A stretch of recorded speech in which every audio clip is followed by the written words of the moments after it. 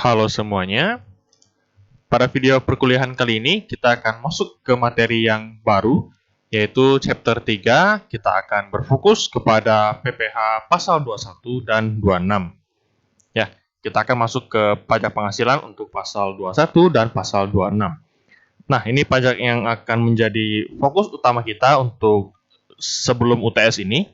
Jadi nanti materi apa yang akan diujiankan di ujian MID dominan akan diisi oleh materi bab 3 ini, khususnya untuk pasal 21. Oke, kenapa pasal 21 menjadi penting? Karena ini pasal pajak penghasilan PPh 21 yang paling relate sama kehidupan kita sehari-hari sebagai orang pribadi. Ya, jadi baik yang bekerja di kantoran, yang freelance, agen asuransi, pokoknya semua pekerjaan yang individu lah, yang orang pribadi itu dikenakan PPh pasal 21. Tentu dengan ketentuan yang ada dan perhitungan yang akan kita pelajari nanti. Ya, tapi yang ini paling umum. Jadi kalau misalnya kita bekerja di sebuah kantor, kalau gajinya ya katakanlah di atas 4,5 juta, misalnya 5 juta, 6 juta, dan seterusnya, itu dikenakan PPh pasal 21. Simpelnya kayak gitu. Oke, nanti akan ada beberapa perhitungan yang cukup cukup kompleks. Mau dibilang ngejelimet, mau dibilang rumit, ya bahasa lebih enaknya kompleks lah ya. Jadi hitungannya cukup kompleks, perlu banyak perhatian oleh kalian. Ya, saya akan coba sampaikan sebaik mungkin, serinci mungkin, namun tetap perlu bantuan dari kalian. Jadi misalnya kondisi A, bagaimana itu kalian kasih note, kasih catatan, kasih ketentuan-ketentuan yang akan saya sampaikan. Karena beda kondisi itu menggunakan perhitungan yang berbeda. Jadi sangat banyak syarat ketentuannya. Ya, kenapa? Karena dari undang-undangnya aja itu sudah diatur secara rinci. Ya, kayak gitu. Oke, kita masuk ke pembahasannya. Jadi saya bacakan yang di screen. Kita mulai dari definisinya dulu, PPh 21 dan 26. PPh pasal 21 adalah pajak atas penghasilan berupa gaji, ya ini karyawan di kantor ya, kayak gitu, upah, walaupun dia upahnya harian, mingguan, harusnya memang mereka kena pajak jika memang penghasilannya di atas PTKP atau di atas 4,5 juta lah, bisa kita bilang seperti itu. Kalau tukang sekalipun itu juga kena pajak selama penghasilan mereka di atas 4,5 juta itu atau di atas PTKP. Honorarium, misalnya kayak dosen-dosen itu dosen honorer, guru honorer itu juga kena PPh 21, tunjangan dan pembayaran lainnya. Nanti THR juga kena, bonus juga kena, kayak gitu. Dengan nama dan dalam bentuk apapun sehubungan dengan pekerjaan atau jabatan jasa dan kegiatan yang dilakukan oleh orang pribadi subjek pajak dalam negeri. Ya, subjek pajak dalam negeri. Kayak kita-kita ini ya semuanya subjek pajak dalam negeri. Kalau 26 ya sama kayak 21, cuman ini diperuntukkan untuk wajib pajak orang pribadi luar negeri. Ya, kunci utamanya adalah luar negeri. Jadi kita akan lebih berfokus kepada yang 21. 26 adalah nanti kita singgung-singgung sedikit. Pak, perhitungannya sama nggak? Perhitungannya otomatis berbeda. Ya, biasanya kalau yang luar negeri pasti kenanya lebih tinggi lah. Kalau yang dalam negeri, kayak kita itu ada syarat ketentuan berlaku, ada tarif yang berlaku, itu cenderung lebih melindungi yang dalam negeri lah, kayak gitulah ya. Kasarnya ya orang sendiri pasti dijaga. Kalau orang luar ya dikenakan lebih tinggi tarifnya, dipertegas kayak gitu. Oke, subjek PPh pasal 21 dan atau PPh pasal 26. Siapa aja yang dikenakan atau yang wajib untuk memenuhi kewajibannya dalam membayar PPh 21 dan 26? Yaitu ada pegawai, kemudian penerima uang pesangon, misalnya kita resign dari kantor, atau kita, kalau resign enggak sih, biasanya kalau dipecat di PHK, dapat uang pesangon, kemudian uang pensiun, dan lain-lain, itu semuanya juga kena PPh 2126. Bukan pegawai yang menerima atau memperoleh penghasilan sehubungan dengan pemberian jasa. Ini orang yang baik itu pegawai tetap ataupun yang bukan, tapi masih dapat penghasilan sehubungan dengan jasa yang diberi, freelance lah misalnya. Anggota Dewan Komisaris atau Dewan Pengawas, mantan pegawai, peserta kegiatan menerima atau memperoleh penghasilan sehubungan dengan keikutsertaannya dalam suatu kegiatan. Misalnya kayak apa ya? Dapat hadiah, dapat undian kayak gitu. Oke, lanjut. Bukan pegawai. Nah, di sini kan dikatakan bukan pegawai nih di atas nih. Bukan pegawai. Jadi bukan pegawai itu isinya apa? Contoh kayak tenaga ahli, dokter, konsultan, notaris ya, akuntan yang independen, kayak gitu. Dan teman-temannya ini bisa kalian baca sendiri apa-apa aja yang termasuk ke kategori bukan pegawai. Kalau pegawai ya udah jelas lah, pasti orang yang kerja di kantoran.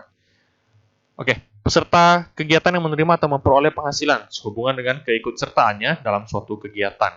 Nah, ini juga bisa kalian baca sendiri, isinya ada apa-apa aja. Simpelnya ya kayak peserta lomba lah, dapat hadiah itu pasti dipungut pajak. Oke, yang bukan merupakan subjek pajak. Nah, siapa aja nih? Yaitu yang pertama, pejabat negara asing seperti perwakilan diplomatik atau konsulat. Berikut orang yang diperbantukan kepadanya.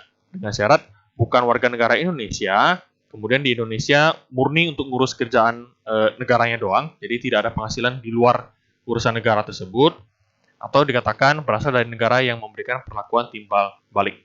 Jadi nanti ada satu aturan perpajakan yang disepakati sama kedua negara. Itu berarti diberikan apa? Syarat ketentuan berlaku, bintang-bintang lah kayak gitu. Lanjut, pejabat perwakilan organisasi internasional. Sekali lagi, bukan WNI. Kemudian di Indonesia ini murni ngurus kerjaannya doang. Jadi tidak ada penghasilan dari urusan lain. Oke, bagian deh kita masuk ke objek PPh 21 dan 26. Penghasilan yang dipotong PPh 21 dan 26. Nah, ada banyak nih. Jadi saya ambil beberapa yang paling utama atau paling umum. Pertama, penghasilan yang diterima atau diperoleh pegawai tetap, baik berupa penghasilan yang bersifat teratur, yaitu gaji bulanan atau upah harian, upah mingguan, maupun tidak teratur. Misalnya insentif, tunjangan apalah, tunjangan pusat, tunjangan transportasi, misalnya THR, itu gaji ke-13 ya, THR, ataupun bonus. Ya, itu semua, pokoknya kamu dapat duit apa dari kantor, ya itu semua masuk ke perhitungan PPh 21. Selama itu penghasilannya. Beda cerita misalnya kamu pergi beli barang kantor lah, misalnya beli beli keyboard di kantor rusak misalnya. Kamu pergi ke toko komputer beli keyboard, harganya 150.000. Kamu bayar nih keyboardnya, habis itu kamu klaim atau kamu tagih kantor nih, tagih si kasirnya. Nah, si kasir ini kasih kamu uang 150.000. Nah, itu tidak termasuk ke dalam perhitungan PPh 21. Kenapa? Karena itu bukan penghasilan. Itu kan sebuah biaya yang kamu keluarkan dan setelah itu kamu klaim ke kantor.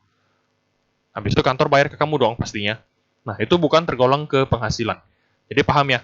Jadi penghasilan yang saya maksud itu murni penghasilan kita yang kantor berikan kepada kita atas jasa yang kita telah berikan kepada kantor kita tersebut. Gaji, tunjangan, insentif, bonus, THR, kayak gitu. Lanjut. Yang kedua, penghasilan yang diterima atau diperoleh penerima pensiun. Nah, ini uang pensiun juga dikenakan. Kemudian ini juga pesangon dikenakan juga. Nah, ini penghasilan pegawai tidak tetap atau tenaga kerja lepas, upah satuan, mingguan, harian, borongan. Ya. Dan lain-lain lagi ini adalah ada yang bukan pegawai, honor, dan seterusnya. Nanti kalian baca sendiri untuk rincian ini. Lanjut lagi. Jadi penghasilan dipotong PPh 21 dan 26 bisa dibilang termasuk pula penerimaan dalam bentuk natura. Natura itu misalnya kita gajian nih, kita setiap bulannya dari kantor, kita dapat gaji 2 juta misalnya. Oke? Kemudian kantor kita ini tiap bulan selain gaji, dia juga kasih kita sembako. Misalnya kasih gula gula biasa berapa ya? 10 kilo misalnya. Jadi dia kasihnya gula, 1 karung atau 2 karung lah. Nah, gula tersebut, beras. Jadi kasih beras 1-2 karung lah. Beras tersebut itu dikatakan natura. Kenapa begitu? Karena yang diberikan itu bukan dalam bentuk uang, melainkan bentuk natura. Jadi bentuk yang bukan uang, kayak gitu. Ya. Jadi di sini dalam kurungnya barang yang sebenarnya. benar-benar real itu barang, bukan uang. Beda cerita kalau kamu dikasih tunjangan untuk beli sembako lah, misalnya. Di kantor sih biasanya jarang, tapi misalnya aja. Kamu dikasih tunjangan untuk beli sembako. Nah, kalau kayak gitu, berarti tunjangan ini masuk ke perhitungan PPh 21 sebagai penghasilan kamu. Kalau Natura ini adalah barang yang diberikan kepada kamu dalam bentuk barang, bukan uang. Jadi murni barang real, barang yang sebenarnya. Bukan dalam bentuk uang, misalnya beras, gula, dan lain-lain. Oke, kayak gitu. Kemudian lagi, wajib pajak yang dikenakan PPh yang bersifat final, antara lain wajib pajak yang bergerak di bidang persewaan tanah atau bangunan dan jasa konstruksi. Kemudian, wajib pajak yang dikenakan PPh berdasarkan norma penghitungan khusus. Nah, ini ada beberapa item yang dikhususkan. Misalnya charter pesawat, sewa pesawat yang kayak gitu, jasa penyewaan pesawat, perusahaan pelayaran, dan lain-lain. Oke, Pak, gimana jika penghasilan itu kita terima dalam dolar misalnya, dalam USD? Jadi, kalau misalnya uang penghasilan tersebut kita terima dalam mata uang asing, nah, bagaimana perhitungan untuk PPh 21 atau 26-nya? Jadi, USD tersebut atau mata uang asing tersebut kita konversi ke rupiah dulu. Menggunakan kurs apa? Yaitu kurs KMK yang berlaku.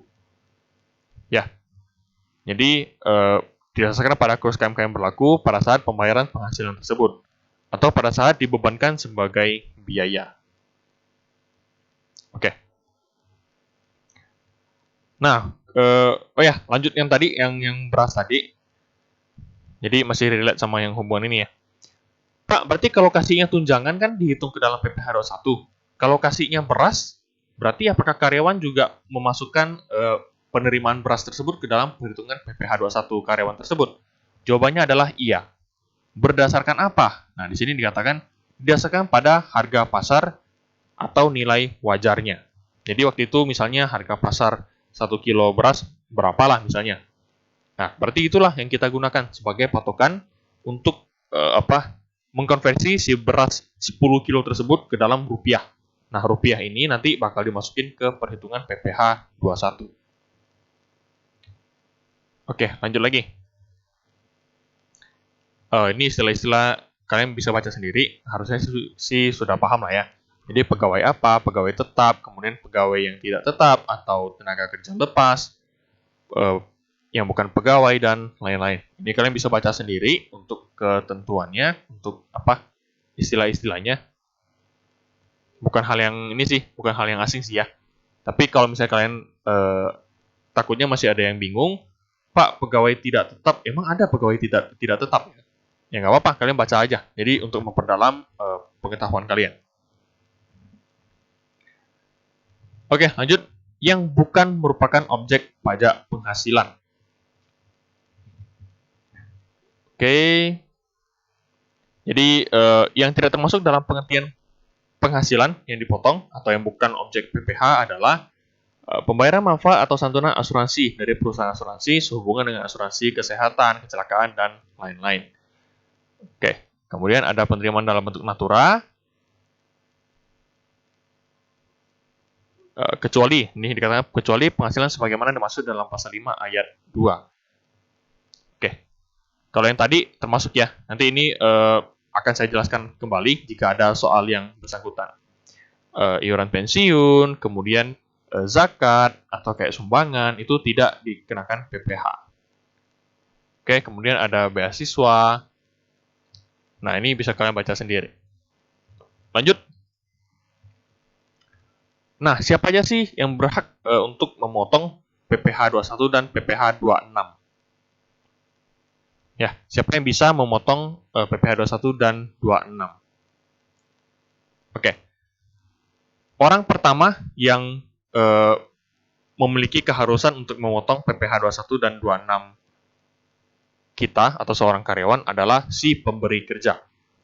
Nah, bisa aja orang pribadi. Contoh, kamu kerja sama satu bos lah, tapi bos ini tidak berdiri dalam bentuk usaha CV, firma, atau PT ya. Jadi ini orang pribadi. Nah, tapi kan dia punya usaha. dia menjadi bosnya. Jadi kalau misalnya dia mempekerjakan karyawan, karyawan ini harus dipotong PPh 21 jika memang penghasilannya cukup ya. Atau dikatakan secara kasar di atas 4,5 juta. Dengan beberapa perhitungan lagi tentunya. Ataupun badan. Misalnya kayak saya kerja di perusahaan, kalau misalnya kena PPh, berarti siapa yang harus potong PPh saya? Yaitu si perusahaan tersebut. Ya, jadi kemarin kita di bab pertama, kalau nggak salah, kita sudah membahas siapa sih yang bisa memotong PPh. Ada yang dikatakan pihak ketiga. Jadi pihak ketiga ini adalah perusahaan. Kemarin sudah saya jelaskan juga. Jadi perusahaan itu punya keharusan untuk memotong PPh 21 atas karyawannya, atas penghasilan karyawannya. Kalau misalnya tidak dipotong, bagaimana? Berarti yang salah adalah perusahaan kita. Jadi si pemberi kerja yang akan dicari sama si kantor pajak, kayak gitu. Oke, ini bisa dibaca sendiri. Kemudian ada bendahara atau pemegang kas pemerintah. Ya, ini dibaca sendiri aja. Ada beberapa item. Nah, tugas, contoh kayak tadi pemberi kerja. Tugas mereka, jadi selain memotong si PPh 21 atau 26, jadi dia udah potong nih. Saat gajian misalnya, saya kan kena pajak atau penghasilan saya di atas 4,5 juta. Jadi saya punya kewajiban untuk membayar PPh 21. Nah, dari perusahaan itu sudah potong duluan. Jadi gaji kita sudah dipotong sama PPh 21 yang harus kita setorkan. Nah, perusahaan potongin kita, jadi setelah uangnya perusahaan terima, perusahaan setorkan ke negara, kemudian perusahaan juga yang melaporkan PPh tersebut. Ya, nanti dilaporkan, ada yang muncullah namanya bukti potong, untuk nanti dikasih ke karyawan. Nah, karyawan ini tiap tahunnya sebelum 31 Maret di tahun depannya itu harus melaporkan SPT-nya. Kayak gitu. Oke, lanjut lagi. Nah, yang bukan pemotong PPh 21 atau 26. Contoh, kantor perwakilan negara asing. Nah, kemudian organisasi-organisasi internasional, kayak gitu. Tapi ya, normalnya si pemberi kerja lah, itu paling umum. Jadi, yang paling banyak untuk PPh 21-26 adalah si pemberi kerja. Normalnya seperti itu. Oke, ini yang bukan pemotong ya, otomatis yang orang asing, organisasi internasional, kayak gitu. Nanti ini bisa dibaca sendiri. Saya lanjut. Hak dan kewajiban pemotong PPh 21 serta penerima PPh 21 dan 26 serta penerima penghasilan yang dipotong pajaknya. Oke, jadi yang pertama, pemotong PPh 21 dan 26 dan penerima penghasilan yang dipotong PPh 21 wajib mendaftarkan diri ke kantor pajak sesuai dengan ketentuan perundang-undangan perpajakan. Jadi, baik si perusahaan harus terdaftar nih di kantor pajak. Jadi si perusahaan sebagai pemotong harus mendaftarkan diri ke kantor pajak. Dan orang yang dipotong ini juga mendaftarkan diri ke kantor pajak. Dengan bukti ya punya NPWP. Kayak gitu. Ya. Kalau misalnya Pak, kalau nggak punya NPWP gimana? Apakah mungkin bisa dipotong? Jawabannya adalah bisa. Selama si pemberi kerja ini ada terdaftar di kantor pajak. Tapi ya zaman sekarang semuanya udah taat pajak sih ya kalau perusahaannya. Jadi sangat jarang, saya nggak ketemu sih kalau untuk perusahaan yang benar-benar gelap, maksudnya harusnya dia menyetorkan pajak, tapi sama sekali di underground gitulah, benar-benar disamarkan, sehingga nggak perlu lapor pajak, nggak perlu daftarkan diri ke pajak. Saya rasa sih nggak ada ya, tapi nggak tahu juga. Praktik di lapangan itu sangat-sangat kompleks. Ya mau dibilang kotor juga sih. Mau dibilang ada yang taat juga ada, kayak gitu. Oke, jadi ini beberapa hak dan kewajibannya bisa kalian baca sendiri ya. Oke, ini juga bisa dibaca sendiri. Nah, berikutnya saya masuk ke PTKP. Dari kemarin saya bilang, orang yang misalnya secara kasar punya penghasilan di atas 4,5 juta itu akan dipotong pajak. Apakah itu sudah pasti, Pak? Jawabannya belum tentu. Kenapa? Tergantung PTKP-nya berapa. Tapi secara kasar, biar kalian tidak bingung, saya sebut saja satu angka, yaitu 4,5 juta. Nah, ada yang namanya penghasilan tidak kena pajak. Atau saya katakan itu PTKP. Nah, PTKP ini sendiri bisa dibilang fasilitas dari pajak lah. Untuk apa? agar yang penghasilannya itu rendah atau tergolong rendah tidak perlu membayar pajak. Ya. Jadi ini bisa dibilang satu fasilitas dari pajak ya, agar orang yang punya penghasilan itu tergolong rendah tidak perlu membayar pajak. Jadi biar konsep equality-nya ada nih. Jadi konsep adilnya itu ada. Ya. Jadi yang penghasilannya tinggi tentu harus bayar pajak. Yang penghasilannya rendah, ya kalau disuruh bayar pajak kan kasihan. Mungkin kayak kemarin saya bilang, untuk makan, untuk bayar kos, beli makan sehari-hari, itu juga mungkin sudah tidak cukup. Jadi agak tidak manusiawi sih. Makanya lah muncul PTKP. Nah, ada ketentuan. Jadi ada beberapa status yang mempengaruhi besarnya PTKP seseorang. Jadi ini PTKP per tahun 2016 sampai dengan sekarang belum ada perubahan sampai dengan materi ini saya sampaikan. Contoh, untuk yang pertama, untuk diri WP atau wajib pajak. PTKP-nya 54 juta. Saya coba hitung ya. 54 juta setahun. Ini setahun. Jadi 54 juta dalam 1 tahun. Berarti sebulannya saya bagi 12 sama dengan 4.500.000. Jadi, secara kasar, sekali lagi secara hitungan kasar, kalau sebulan seseorang punya penghasilan di bawah 4,5 juta, itu tidak perlu bayar pajak. Ya, diikuti dengan perhitungan pajaknya nanti ya. Sekali lagi, diikuti dengan perhitungan pajak tahunan. Tapi ya kalau di bawah 4,5 juta itu tidak perlulah untuk bayar pajak. Kenapa? Karena secara hitung-hitungan harusnya itu di bawah PTKP. Atau secara setahun masih di bawah 54 juta. Nah, kalau yang penghasilannya di atas 4,5 juta bagaimana Pak? Apakah pasti kena pajak? Atau pasti harus bayar PPh 21? Jawabannya adalah tergantung. Tapi kalau dia udah di atas 6 juta, 7 juta, itu cenderung udah pasti kena potong pajak. Oke, nah ini di sini saya ingin sampaikan untuk beberapa statusnya. Jadi perbedaan status itu akan menghasilkan PTKP yang semakin tinggi. Kalau misalnya untuk kamu sendiri, kayak kalian sekarang masih lajang, belum menikah, belum punya tanggungan. Nah, kalian diberikan PTKP sebesar 54 juta 1 tahun. Atau 4,5 juta per bulannya. Oke. Nah, kalau kamu sudah menikah, bagaimana? Kamu diberikan PTKP lagi tambahan untuk status kamu yang telah menikah itu, telah kawin. PTKP-nya berapa? Yaitu ditambah 4,5 juta. Pak, kawinnya 3 kali. Ya, tetap dihitung 1. Yaitu 4,5 juta aja. Jadi nggak bisa kamu kawin 10 kali, berarti PTKP-nya 4,5 juta kali 10. Itu nggak ada yang kayak gitu ya. Hanya 1 aja. Oke, lanjut. Ini yang ketiga saya skip sebentar. Nah, misalnya kamu telah nikah dan punya berapa anak ya?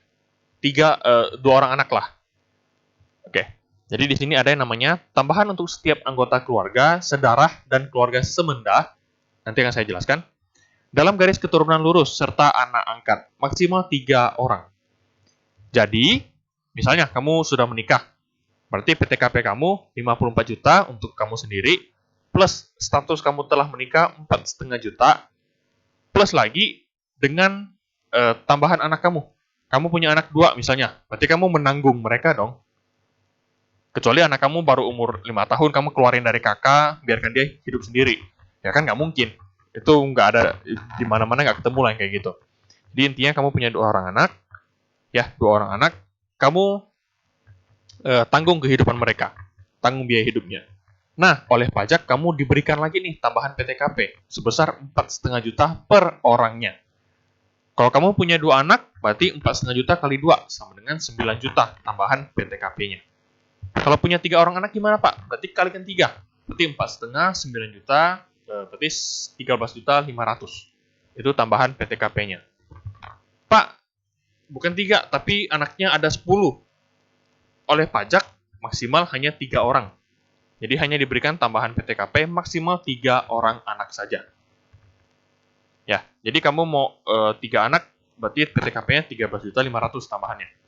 Mau 4 anak tetap 13.500.000. Mau 10 anak sekalipun tetap 13.500.000. Ya, kayak gitu. Jadi intinya ini maksimal 3 orang. Nah, Pak, saya kan sudah nikah nih, sudah kawin. Bagaimana jika penghasilan saya sama istri itu digabung? Jika begitu, berarti kamu dapat tambahan PTKP 54 juta lagi. Pak, kok gede? Iya, ini PTKP istri kamu yang digabung ke dalam PTKP kamu. Jadi si istri ini nggak perlu lapor pajak lagi. Ya, istri ini tidak perlu lapor pajak lagi. Ya mungkin dia perlu nanti hanya mengubah statusnya bahwa penghasilannya nanti sudah digabung dengan suami. Jadi, seluruh penghasilan istri ini yang lapor adalah si suami. Dimasukin ke dalam SPT si suami tersebut. Ya, jadi jika istrinya penghasilannya digabung dengan suami, maka tambahan PTKP 54 juta. Oke, besar PTKP ditentukan oleh keadaan pada awal tahun pajak atau awal bagian tahun pajak, yaitu 1 Januari. Misalnya, Pak, 1 Januari awal tahun ya, 1 Januari 2021 deh. Saya masih single, belum menikah. Berarti PTKP kamu kan 54 juta. Anggaplah kamu belum menikah dan belum punya tanggungan. PTKP kamu 54 juta. Bagaimana Pak jika di bulan Juli 2021 tiba-tiba saya menikah? Ya, tiba-tiba kamu menikah. Berarti untuk status kamu harusnya kan 54 juta plus 45 juta. Ya, 54 juta plus 4,5 juta. Karena kamu sudah menikah. Harusnya kan begitu, Pak? Iya. Harusnya begitu. Namun di pajak itu PTKP yang ditentukan atau PTKP yang dipakai adalah PTKP saat 1 Januari. Jadi untuk tahun 2021 kamu masih dianggap TK 0 atau belum menikah. Jadi masih pakai PTKP 54 juta. Walaupun di tahun 2021 di bulan Juli kamu sudah menikah. Kayak gitu. Oke. Nah, Pak, berarti kapan nih saya baru bisa pakai PTKP untuk si WP 54 juta plus dengan 4,5 juta ini? Yaitu untuk tahun 2022. Kayak gitu. Ya, pokoknya PTKP ini mengacu ke status kamu di tanggal 1 Januari, gitu aja. Kalau misalnya setelah 1 Januari kamu ada perubahan apa, tambah anak 10 misalnya, tetap mengikuti status 1 Januari. Ya, kayak gitu. Besarnya PTKP untuk pegawai yang baru datang dan menetap di Indonesia dalam bagian tahun kalender ditentukan berdasarkan keadaan pada awal bulan dari bagian tahun kalender yang bersangkutan. Oke, saya lanjut. Nah, ini kan untuk angkanya nih. Ini untuk angkanya nih, angka si PTKP-nya. Di sini angka-angka ini itu mengikuti statusnya. Nah, status wajib pajak biasanya disingkat seperti ini. Contoh, tadi kan kamu belum dikatakan belum menikah. Ya, kamu masih single kayak kamu sekarang lah. Kebanyakan dari kalian sekarang lah. Belum menikah dan tinggal sendiri, ngekos misalnya. Berarti kalian itu TK garis miring 0. 0 ini artinya tanggungan. Berarti kamu belum punya tanggungan. Kalau misalnya ya, kamu amit-amit lah misalnya, orang tua kamu telah meninggal. Ya, jadi papa mama kamu sudah beristirahat, sudah meninggal. Sisa kamu sama kedua orang adik kamu. Kamu udah bekerja, sedangkan adik kamu masih SD, masih SMP misalnya. Berarti bisa dikatakan kamu itu TK 2. Kamu belum menikah, tapi punya 2 tanggungan. Tanggungannya siapa? Yaitu adik-adik kamu. Pak, apakah bisa? Jawabannya bisa. Tadi di sini dikatakan untuk anggota keluarga sedarah dan semenda. Ya, kalau adik kamu berarti itu kan anggota keluarga sedarah. Kayak gitu. Lanjut lagi. Oh ya, berarti kalau TK 0, PTKP-nya berapa, Pak? Yaitu PTKP-nya 54 juta, tambahkan 54 dari ini ya, untuk WP pribadi. Plus, ini kan TK 2, berarti ada 2 tanggungan. Berarti 4,5 juta dikalikan dengan 2. Kayak gitu. Ya, 54 juta tambahkan 4,5 juta dikalikan 2. Pak, adik saya ada 4. Berarti kamu tetap TK garis miring 3 maksimal. Ya, jangan kamu TK 4. Kalau TK 4 itu udah pasti salah. Kayak gitu. Nah, status kedua ada K. kawin. Misalnya kamu punya berapa orang anak misalnya. Ntar saya coba hapus. Oh, hapusnya agak susah di sini ya. Nggak apa-apa lah. Agak coret-coret sedikit ya. Misalnya kamu sudah menikah, berarti status kamu itu K. Punya berapa tanggungan? Misalnya kamu punya anak 2 orang, berarti K2, berarti PTKP kamu berapa? Yaitu 54 juta, ditambahkan dengan 4,5 juta status kawin, ditambahkan dengan 2 orang anak, yaitu 4,5 juta dan 4,5 juta. Kayak gitu. Berarti kalau K2 berapa ya totalnya? Kalau K2 berarti kan kamu sendiri 54 juta. Status menikah 4,5 juta. 2 orang anak berarti 4,5 juta kali 2, yaitu tambah 9 juta. Pak, yang ini nggak perlukah yang tambahan untuk suami istri yang penghasilannya digabung dengan penghasilan suami? Kalau misalnya dikatakan penghasilan istri digabung ke penghasilan suami, berarti tambah 54 juta lagi. Tapi kalau tidak dikatakan apa-apa, jangan dimasukkan. Ya, jadi cukup berhenti sampai yang 67.500. Kayak gitu. Nah, ini kan K nih, jadi maksimal itu K3. Sekali lagi, kalau punya anak 5 sekalipun, tulisnya adalah K3. Karena tanggungannya hanya maksimal 3 orang. Lanjut, nah ini yang kawin. Ya, K garis miring 1 garis miring titik-titik ini untuk tanggungan. 1 di tengah ini mengartikan bahwa penghasilan istri, ya, penghasilannya digabung dengan penghasilan suami. Atau yang 54 juta ini. Ya, yang 54 juta ini. Ya, kalau K strip garis miring 1, garis miring 3 misalnya, berarti kamu sudah menikah, kemudian penghasilan istri gabung ke suami, dan tanggungannya itu 3 orang. Oke, PH berarti ada pemisahan harta, ya, ada pemisahan harta, suami istri itu tidak bercerai tapi sepakat untuk tidak menggabungkan harta mereka. Kalau HB berarti hidup berpisah. Tapi kita akan lebih banyak untuk menggunakan status yang dua ini, TK dan K. Oke, Pak, dari tadi ngomonginnya suami terus. Kalau istri gimana? Oke, karena anak asumsinya itu ditanggung oleh suami, kalau istri, walaupun kamu sudah menikah, walaupun kamu punya 10 anak, kamu akan pakai status yang TK. Khusus untuk istri, khusus untuk wanita. Kamu bakal pakai status TK ya.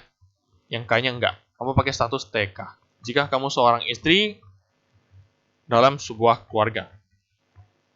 Mau kamu punya anak berapa, kamu udah kawin berapa kali, kamu tetap pakai TK 0.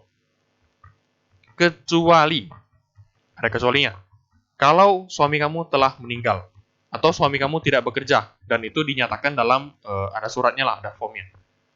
Ya, tapi kalau suami kamu bekerja, masih hidup, punya anak, maka kamu sebagai seorang istri dinilai sebagai PTKP untuk orang pribadi atau dikatakan TK 0 kayak gitu.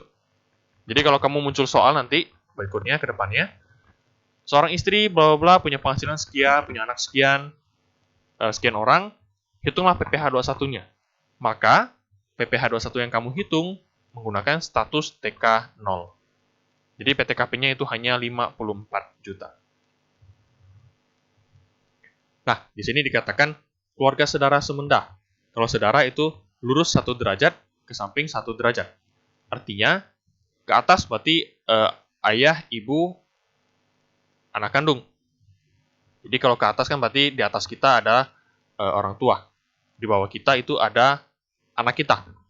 Kalau ke samping berarti ada saudara kita.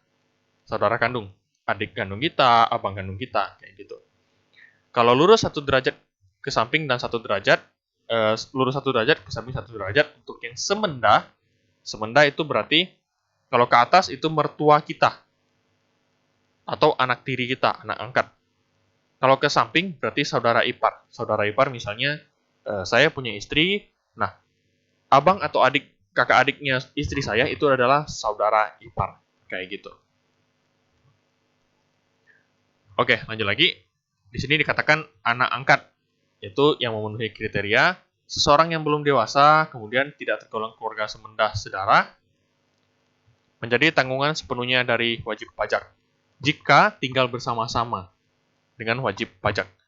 Dinyatakan dalam apa? Biasanya dibuktikan dengan kartu keluarga. Kartu keluarga kan satu rumah, ada satu kakak harusnya. Nah, siapapun yang tinggal di rumah itu harus masuk ke dalam kakak tersebut. Kalau yang benar ya, kayak gitu. Tapi praktiknya orang itu malas ngurus kartu keluarga karena pengurusannya ribet, pemerintahan agak lelet, misalnya ruwet, ribet, ngejelimet lah syarat-syaratnya, harus nunggu, antrian nggak jelas. Nah, biasanya orang males untuk memperbarui kartu keluarga. Kayak gitu. Oke. Nah, ini ada contoh perhitungannya. Kalau K2 berarti PTKP berapa? Kalau TK0 PTKP berapa? K1 K strip garis miring 1 garis miring 3 artinya apa? Nah, di sini sudah ada perhitungannya. K2 artinya kamu sudah menikah dan punya tanggungan 2 orang anak atau 2 orang lah. Berarti PTKP berapa? Pertama, untuk orang pribadi kamu dikenakan atau diberikan fasilitas 54 juta. Kamu statusnya kawin, berarti tambah 4,5 juta lagi. Nah, K garis miring 2, K2. Berarti kamu punya 2 orang anak dan setiap orang dikenakan PTKP 4,5 juta. Berarti total yang kamu terima itu PTKP-nya 67.500. Itu PTKP yang kamu bisa manfaatkan untuk pengurang di atau untuk mencari penghasilan kena pajak kamu. Jadi ini artinya kalau dalam 1 tahun kamu punya penghasilan itu di atas 67.500, berarti kamu punya potensi dipotong oleh pajak. Lanjut, kalau TK0 berarti kamu belum menikah dan belum ada tanggungan. Nah, kamu PTKP-nya hanya 54 juta.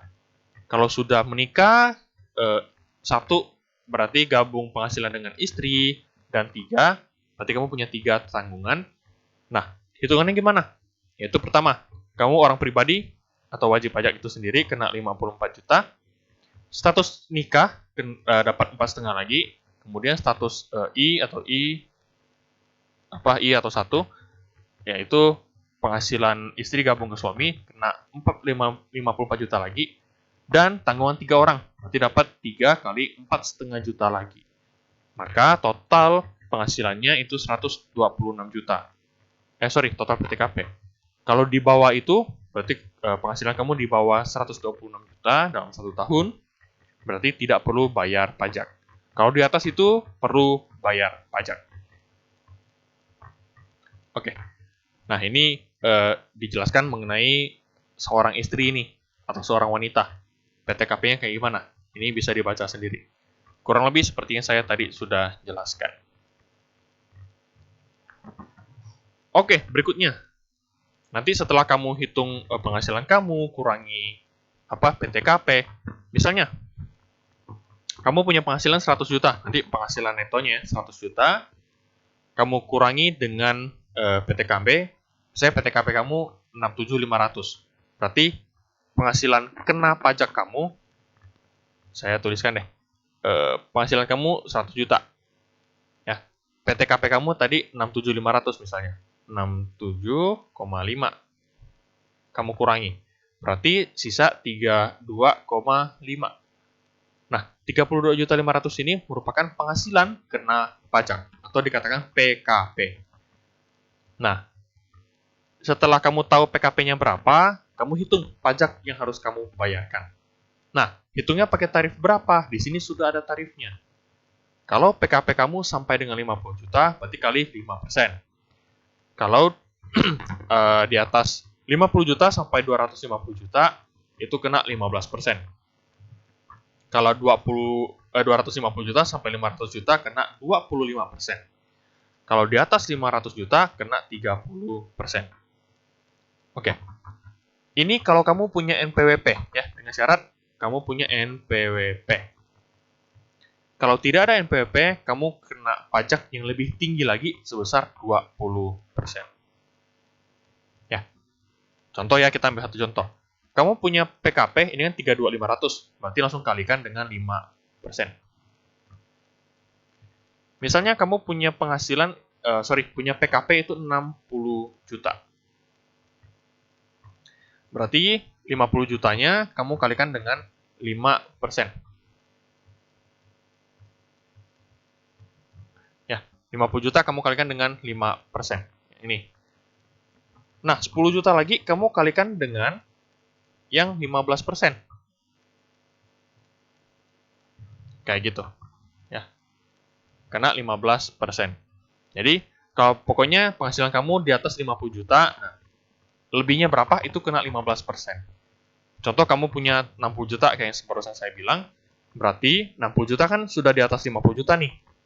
Maka jangan kamu buta-buta 60 juta kalikan 15%. Bukan seperti itu hitungannya. Ya. Jadi, kalau kamu punya 60 juta PKP-nya, nah maka 50 juta pertama itu dikalikan dengan 5%. Berarti sisanya 10 juta kena tarif yang kedua. Naik satu level, yaitu 15%. Pak, saya punya 300 juta. Berarti PKP-nya 300 juta. Berarti 50 juta yang awal kamu kalikan dengan 5%.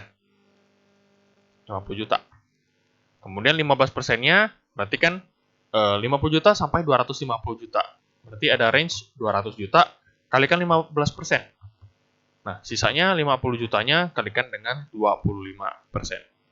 Ya, paham ya? Jadi kalau kamu 300 juta, sekali lagi, punya PKP 300 juta, 50 jutanya kena 5%, kemudian berikutnya ada 200 juta, dapat dari mana? Itu range 50 ke 250 juta. Yaitu range yang 200 juta. Kena 15%. Berarti sisanya 50 juta lagi kena yang 25%. Itu untuk yang penghasilannya atau PKP-nya 300 juta. Nah, gimana kalau misalnya tidak punya NPWP? Hitungannya beda lagi. Jadi kalau 5%, oke, lebih tinggi 20%. Berarti kalau 5%, ya, 5% kita kalikan dengan 120%, bisa nggak ya? Oke, ini deh. Lebih tinggi 20%, berarti kan 5% saya kalikan dengan 1,2. Ya, maka dapatlah 6%. Berarti kalau kamu tidak punya NPWP, maka kena pajak di sini adalah 6%. Kalau yang ini 15%, berarti kamu kalau tidak punya NPWP kena 18%. Begitu. Oke ya, 25% juga sama, kalikan 1,2, 30% juga kalikan 1,2. Oke, ini nanti bisa kalian baca sendiri. Ini juga bisa kalian baca sendiri. Kalau ada yang bingung, tanyakan saja. Oke, untuk PKP itu dibulatkan hingga ribuan penuh. Jadi contoh, kamu punya PKP tadi kan 35 juta misalnya, 052 700 misalnya. Nah, jika PKP kamu segini, atau penghasilan kena pajak kamu segini, maka perlu dibulatkan ke bawah hingga ribuan penuh. Berarti kalau dibuatkan ke bawah dengan ribuan penuh, hasilnya adalah 35 juta 052 000. Oke, itu dibulatkan ke bawah untuk si PKP-nya. Walaupun dia 700, intinya dibulatkan ke bawah. Kayak gitu. Oke, berikutnya ada BPJS. Nah, di perusahaan biasanya kan karyawan diberikan BPJS, didaftarkan BPJS. Nah, maka setiap BPJS yang dibayarkan itu perlu diperhitungkan ke PPh 21. Oke, di sini sudah ada ketentuannya. Nah, jadi misalnya perusahaan bayar BPJS, biasanya ada yang tanggungan karyawan, ya, ada yang tanggungannya perusahaan. Contoh JHT, total 5,7%. 3,7%-nya ditanggung perusahaan, 2%-nya ditanggung oleh karyawan. Biasanya sih potong gaji. Ya. Nah, data BPJS ini juga merupakan penambah dan pengurang di penghasilan kita saat perhitungan PPh pasal 21. Yang saya sudah kasih warna, ini yang akan kita gunakan atau yang masuk ke perhitungan PPh 21. Jadi kalau ada bayar BPJS Ketenagakerjaan, ada unsur JKM, jaminan kematian, atau jaminan kecelakaan kerja, nah itu dimasukin ke sebagai penambah penghasilan bruto si karyawan. Ataupun ada ini bayar BPJS Kesehatan 4%. Ini tarif sesuai BPJS ya, bisa kalian cek sendiri. Kalau ada bayar BPJS, 4% itu ditanggung oleh perusahaan. Maka 4% ini yang ditanggung oleh perusahaan dicatat sebagai penambah penghasilan bruto dalam perhitungan PPh 21. Sebaliknya, untuk yang ditanggung karyawan, untuk JHT, misalnya karyawan tanggung 2%. Berarti 2% tersebut dicatat sebagai pengurang penghasilan bruto, karena karyawan yang tanggung. JPN atau jaminan pensiun juga sama, ditanggung oleh karyawan, maka dihitung sebagai pengurang penghasilan bruto. Oke, contoh kayak yang tidak saya kasih warna, kayak yang 2%, ini 3,7 atau 1%, itu diabaikan. Ini juga diabaikan, ini juga diabaikan. Ya, ketentuan untuk BPJS dalam perhitungan PPh 21 seperti itu. Jadi nggak semua unsur, contoh, ini Pak ditanggung perusahaan, berarti semuanya sebagai penambah untuk sebagai penambah untuk penghasilan karyawan di perhitungan PPh 21. Jawabannya adalah tidak. Jadi nggak semuanya ditambahkan. Hanya beberapa komponen tertentu, seperti yang di tabel ini sudah saya kasih warna. Oke, ini tinggal dibaca sendiri. Nah, ini perhitungan teknisnya. Oke, jadi ini silakan kalian baca sendiri untuk lebih lengkapnya. Kemudian, perhitungan PPh 21. Perhitungannya bagaimana? Jadi di sini sudah ada hitungannya. Pertama, kita totalin semua pemasukan kita. Dari apa? Gaji pokok. Nanti ada yang hitung gaji pokok misalnya sebulan 4 juta. Nanti kita kalikan dengan 12. 12 bulan maksudnya. Jadi diperolehlah gaji untuk 1 tahun. Ya, nanti akan disesuaikan dengan perhitungan kita. Kemudian misalnya dapat THR, dapat bonus, dapat insentif, semua dimasukin. Tunjangan transportasi, tunjangan uang makan misalnya, semuanya dimasukin di komponen ini. Kemudian iuran JKM, JKK, dan CPK yang dibayar perusahaan. Itu yang mana? Yang tadi sudah kita bahas. Iuran JKM, JKK, dan JPK. Ini yang tadi saya warnai, itu masuk sebagai penambah di penghasilan kita. Kemudian dapatlah penghasilan bruto per bulan. Nah, ini ada biaya jabatan. Biaya jabatan itu sebagai pengurang penghasilan kita. Ya, di pajak itu diasumsikan biaya jabatan itu 5% kali penghasilan bruto. Maksimal itu setahun 6 juta atau sebulan 500.000. Misalnya kamu 5% kalikan berapa lah, sehingga biaya jabatannya menjadi 1 juta misalnya untuk per bulan. Maka yang dihitung adalah 500.000 saja, karena maksimal itu 500.000. Di sini sudah dijelaskan. Ya, Pak, biaya jabatannya itu apa? Jadi, seorang karyawan, kalau misalnya memiliki jabatan tertentu, sedikit banyak akan muncul biaya di perusahaan terkait jabatannya tersebut. Ya, jadi diasumsikanlah ada 5%. Maka diakui sebagai pengurang untuk PPh 21 kita. Kemudian yang diakui sebagai pengurang lagi apa? Yaitu iuran JHT dan JPN yang dibayar karyawan. Ini ada JHT, ya, 2% ditanggung karyawan, dan JPN 1% ditanggung karyawan. Itu sebagai pengurang penghasilan kita. Oke, setelah itu dapatlah total pengurangnya berapa, maka dikurangi, dapat penghasilan netonya. Penghasilan neto per bulan kita kalikan dengan 12 untuk mendapatkan penghasilan neto yang disetahunkan. Kurangi sama PTKP, nah PTKP-nya hitung sendiri sesuai status masing-masing karyawan. Dapatlah PKP, itulah adalah dasar perhitungan tarif pajak kita. Setelah dapat PKP, kita kalikan dengan tarif kita yang tadi. Mana tarifnya? Nah, tarif yang ini, ya. Setelah dapat PKP, kita kalikan dengan tarif tersebut. Oke, jika sudah, maka dapatlah PPh yang terutang selama 1 tahun. Kita bagi dengan 12 untuk mendapatkan PPh terutang selama 1 bulan. Oke, seperti itu. Nah, ini bisa dibaca sendiri untuk biaya jabatannya. Oke, jadi untuk ini tambahan dikit nih. Di sini ada 1 tahun takwim. Takwim itu artinya apa? Artinya suatu periode pajak itu dihitung dari 1 Januari hingga 31 Desember. Contoh, misalnya masih ada yang bingung ya, Pak, kita hitung pajak itu bagaimana ya? Kayak misalnya tahun 2021. Bapak kan bilangnya kalau kita lapor pajak itu paling lambat tanggal 31 Maret untuk orang pribadi ya. Bayarnya tanggal 31 Maret tahun berikutnya. Berarti kan untuk tahun 2021 kita lapornya paling lambat tahun 2022 sebelum 31 Maret. Berarti itu pajaknya kita hitungnya gimana, Pak? Apakah dari 1 Januari 2021 hingga Maret 2022? Jawabannya adalah tidak. Yang kamu laporkan di Maret 2022 itu untuk laporan SPT atau laporan penghasilan periode 1 Januari 2021 hingga 31 Desember 2021.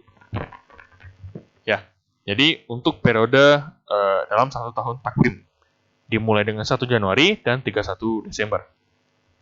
Jadi nggak ada ceritanya kita lapor SPT untuk yang PPh 21 ini dari 1 Januari 2021 hingga Februari 2022. Nggak ada ceritanya seperti itu. Semua selalu dihitung per 1 tahun. Dimulai dengan 1 Januari dan diakhiri 31 Desember. Oke, jadi itu untuk pembahasan konsepnya, teorinya, ketentuannya untuk PPh 21 dan 26. Oke, video berikutnya saya akan masuk ke perhitungan contoh soalnya. Jadi di sini sudah banyak case yang disajikan. Akan kita hitung satu-satu ya di video berikutnya. Jadi untuk video kali ini sampai di sini aja terkait konsep, terkait teori-teorinya, ketentuannya.